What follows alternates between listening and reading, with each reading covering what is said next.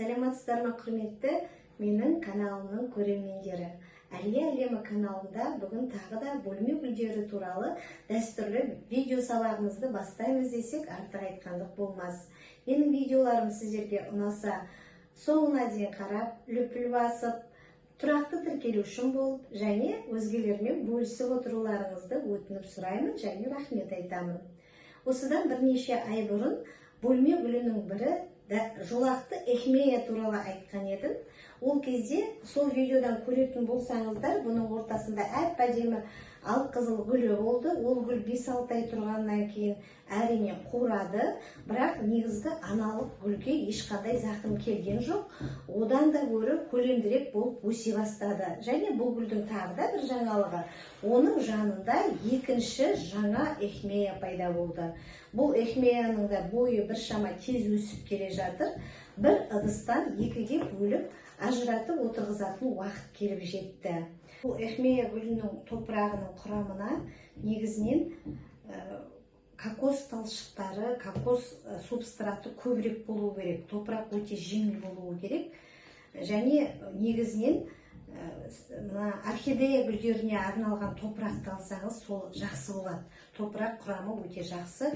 Бромелевый тұқымдастарға арналған топырақты алу керек.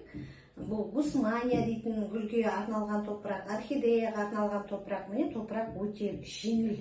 Және сонымен бірге дәстүрлі түрде өзім жиі барлық гүлге қосатын агроперлитті, тыныстап тұратын топырақтың соны да қостым. Және ең ыдысымыздың түбіне керамзит тас саламыз, ұсақ тас саламыз. Енді екі түрлі ыдыс алып отырмын. Негізгі аналық гүлдің өзіне мына ыдыстан гөрі сәл үлкен ыдыс алдым. Ал қасындағы жас өскінге бұдан әрине кішірек ыдыс алып отырмын. Екі жағынан босатамыз. Қысып ыдысынан алдын ала 2-3 күн бұрын суарылған, топырағы жеңіл. Міне тамырлары да барлығы да өте жақсы көйдағыдай қалыпта тұр. Жайлап осыны ажыратам, екіге бөлем. Көбінесе гүлдің дұрыс өспей қалуы ыдысын ауыстырған кезде. Мына топырақтан жаңағы босатқан кезде, ажыратқан кезде тамырларына қатты зақым келген болса, және топырақ дұрыс таңдалмаса, сол кезде ол қайтадан өсіп кетуі неғайбыл болады оның. Пышақпен кесіп аламын, қиғаштап, себебі біршама қатты.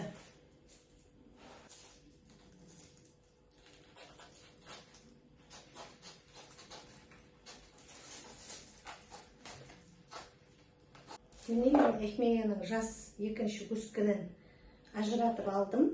Негізгі аналығы міне. Енді мына ажыратқан жеріне міндетті түрде көмірдің ұсақ ұнтағын себелеуіміз керек. Өйткені бұл кәдімгідей жарақаттанды. Және мына үлкен аналық өскіннің де негізгі бөлініп алған жеріне міндетті түрде көмірдің ұсақ ұнтағын себелеймін.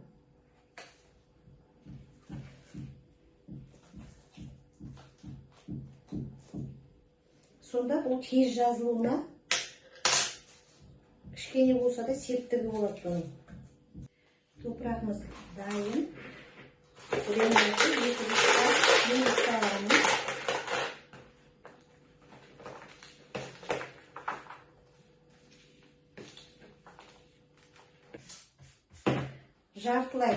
Жартылай ғана салдым.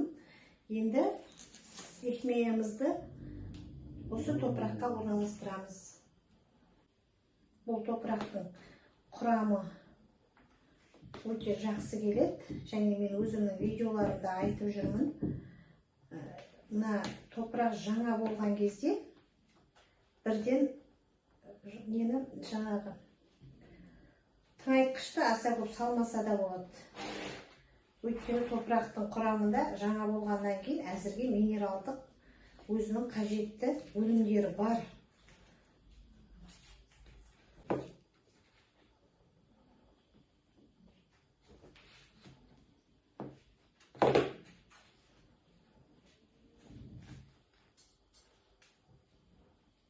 Мен аналық эхмияны отырғызып болдым. Енді жас бала эхмияны отырғызамын.